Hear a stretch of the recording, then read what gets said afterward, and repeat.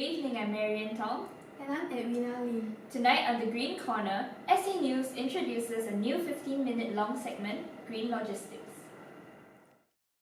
Fact or fact, with green logistics becoming a rising trend, questions of sustainability are being raised. Asia Pacific's current situation draws attention. Stakeholders share their take on green logistics. Tonight by Professor Mo Lee of ABC University. Thank you for being here tonight, Professor. We begin with a brief introduction to the world of logistics. As defined on Investopedia, logistics refers to the overall management of the way resources are obtained, stored, and moved to the locations where they are required. Management of logistics would therefore include evaluating different segments of the supply chain against a set of criteria such as accessibility and effectiveness. Therefore, green logistics, as the name suggests, urge stakeholders to consider the effects that their actions have on the environment. The aim of green logistics is to reduce the detriments of moving materials up and down the supply chain, and also to ensure the choices today will not permeate into the future negatively. So, Professor Mo, can you tell us some problems or challenges about green logistics? Well, I personally think that green logistics is actually, the main challenges is actually the packaging. It's usually used once and then thrown away. It plays a huge role in transportation and storage, but it's also very harmful to the environment. It is one of the more difficult process as it affects the cost per unit of goods. So, there are so many problems and challenges. Why do you think companies should adopt green logistics then? Well, firstly, there has been an improved environmental awareness in the community, with the haze being a huge concern to the Singaporeans. The public eye is now on companies that possibly harm the environment. You see, NTUC actually take products off their shelves because their company is related to haze issues, and also it has become a huge concern for companies to go green and practice green logistics as much as possible. Also, with the increasing energy costs, we are looking for better alternatives. Green practices could lead to lower costs, which help the companies cope with this problem. So, Professor Mo, do you think that green logistics is a fad or a fact? Well, I think before answering the question, we must ask whether is it a fact or a fad. Basically, a fad is something that does not last into the future. So what we must look at is actually the sustainability. Green companies are always concerned with the triple bottom line: the finance, social, and the environmental. The companies must know when to balance and draw the line between the earning profits and helping the environment. You cannot expect companies to simply help the environment at all costs, right? So, if green logistics earns the company profits and help the environment at the same time, why not? So, there is also network design. For it to be sustainable, it must be strategically located so you can reduce transport and storage costs, and also may reduce carbon footprint at the same time. So yes, if you ask me from a company perspective, I think it will definitely become a fact if it's done right. Thank you for joining us today, Professor. Thank you. We will now head for a short break. With DHL's Go Green initiative, customers can now choose to reduce their carbon footprint and greenhouse gas emissions of their delivery online. So firstly, there are 3 options to choose from: packaging optimization, rerouting, and consolidation. So now, let's take a look at one of the packages that's about to be delivered. Let's go! It looks like the customer has chosen the greenest route, so I think we cannot take the car. Off we go!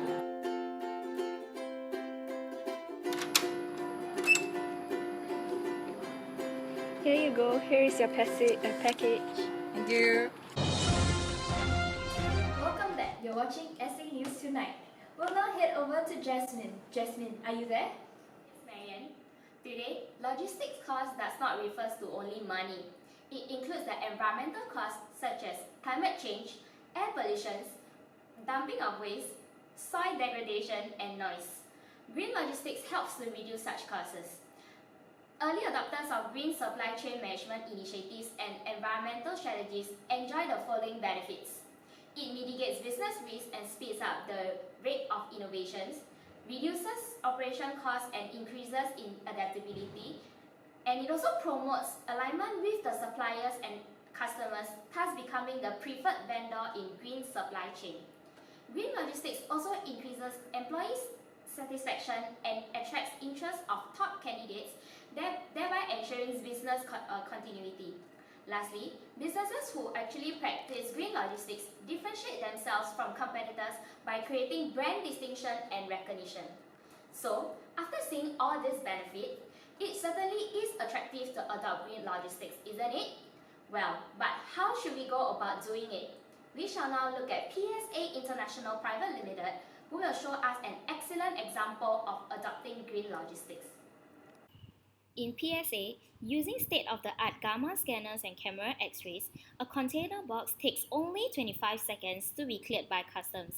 Much of this benchmark speed and capability is achieved through well-coordinated pre-processing and scheduling, minimizing the waiting and idle times at the port and yard. This has a significant effect on the carbon footprint reduction. For instance, shippers are required to submit information of the shipments about 24 hours before the ship arrives into Singapore's port. Thus, when the trucks arrive at the custom checkpoints, custom officers have the basic information of the shipment, leading itself to an almost green effect with minimal vehicular stoppage and unnecessary emission leakage due to the engine idling. In today's Green Weather, we will look at the various efforts made by stakeholders to participate in green logistics. Zooming into Singapore, the efforts contributed by government are as follows. The Maritime Singapore Green Initiative seeks to reduce the environmental impact of shipping and related activities and to promote clean and green shipping in Singapore. In 2011, the Maritime and Port Authority of Singapore pledged to invest up to $100 million over 5 years in Maritime Singapore Green Initiative. It is a comprehensive initiative comprising 3 programs: the Green Ship Program, Green Port Program, and Green Technology Program. These are voluntary programs designed to recognize and promote incentives to Singapore companies that adopt clean and green shipping practices over and above the minimum required by International Maritime Organization Convention. For NGO, we will be looking at efforts contributed by Green Freight Asia. Green Freight Asia is a non-profit association in Singapore emerging from an informal network created in 2011 by Green Transformation Lab and Clean Air Asia, along with 25 shippers, logistic companies, and carriers. Green Freight Asia will create value for its members by helping them to achieve increased fuel efficiency that saves costs and increased business competitiveness, and to recognize the sustainability efforts that are being made. It also informs consumers about members' level of commitment to more sustainable transport, all with the objective of decreasing air pollution and GHG emission in Singapore. SMEs such as Asia Print Holdings also make all their processes green by using soy-based ink to print their products though not instructed by customers. Asia White Print also started pulling products of the companies responsible for the Indonesian forest fires off shelves in an attempt to boycott their product. This will force companies responsible for the haze to practice green logistics. Other larger companies such as Dell also engages in green logistics by the following ways. Firstly, Dell makes use of retail partner expansion by completing their retail orders closer to end customers and consolidate them into fewer shipments. This reduces travel distance, fuel consumption, and carbon emissions. Secondly, it optimizes transportation networks for more efficient trips by continually refining their global processes and tools to find the most efficient use of air, land, and ocean transportation for every occasion. Thirdly, it uses reverse logistics, which is also known as product returns. The decrease in product returns resulted in making 94% of return assets available for resale through their outlets, up from 90% in financial year 11. These items can be quickly returned to usefulness and resold as either certified refurbished, Dell Outlet New, or Scratch and Dent, and all Dell Outlet machines carry a same as new warranty. The remaining 6% of return assets are recycled responsibly. Our on-site reporters will now be sharing some interviews with employees and consumers. This is Jasmine reporting live from Motorola, and I'm speaking to their quality manager here. Okay, so first I would like to ask, what do you think about green logistics in your company? Yes, let me introduce to my products. Here we manufacture radio and walkie-talkie. Our manufacturing line emphasize a lot of use of manufacturing environmental friendly material, such as the packaging material that we use to ship to our customers, and also the line that we have are using materials that are environmental friendly. Oh, that's very interesting. So do you think that green logistics in your company is likely to sustain into the future? I believe it will, because there are more and more regulation imposed by both the authorities and the government to ensure that we keep a green, we manufacture using green products, and also keep our manufacturing line using the green environmental friendly material. Oh, okay. And also you can see that consumer demands has changed. They also focus and request for green products to be shipped to them as well. That's very true. So do you think that green logistics is a fact or is just a current hype going on now? I believe it is a fact due to the continuous effort that we have put in to ensure that it need to be a green environmental friendly material. Okay, thank you very much for the interview. Thus, from this interview, we gather that from the company's point of view, green logistics is a fact. That's all I have for today. This is Jasmine. Live, and today we're going to find out whether consumers are aware of green logistics and also whether they feel that green logistics is a fact or a fad. I have a small idea of Okay. about packaging, making sure it's sustainable and environmental friendly. No. No? Yes, I will, because maybe specifically to this case, the haze is affecting me. Yes. Because this one can prevent them from making the haze even worse. I'm not sure if it's there to stay as well. It could be. Green practices is always good, however, it's not sustainable. I think after a while it will die down. Why? Companies are more profit based. After the interview, we found out that many consumers are not aware of green logistics, and even after explaining, many feel that it is more of a passing fad than a fact. So what do you think? That's all I have for today, and this is Sumei signing off. Stakeholders such as businesses and the government are contributing the most in trying to make green logistics a reality.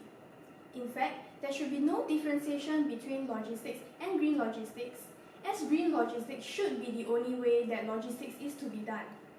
However, consumer stakeholders feel that green logistics is just a fad, and that it is something that businesses are doing in order to differentiate themselves from their competitors to make themselves seem more sustainable.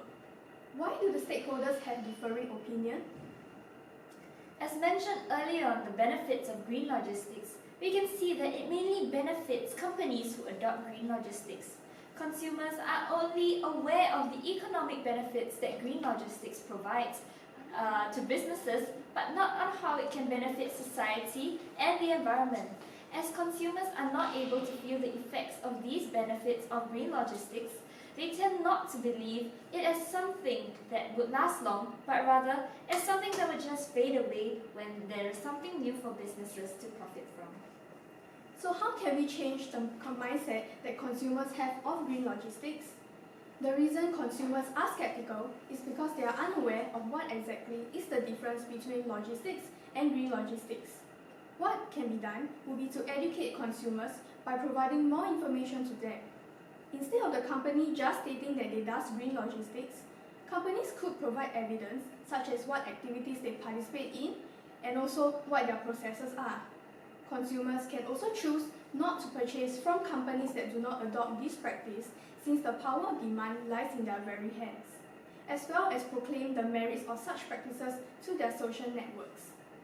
Not only will consumers feel that they have a part to play as well in making green logistics a reality, it will also ensure that companies who are not practicing green logistics would switch their practices as well. In time to come, green logistics could become a fact if all stakeholders were to work together. This has been Saiga Antelope News. Good night.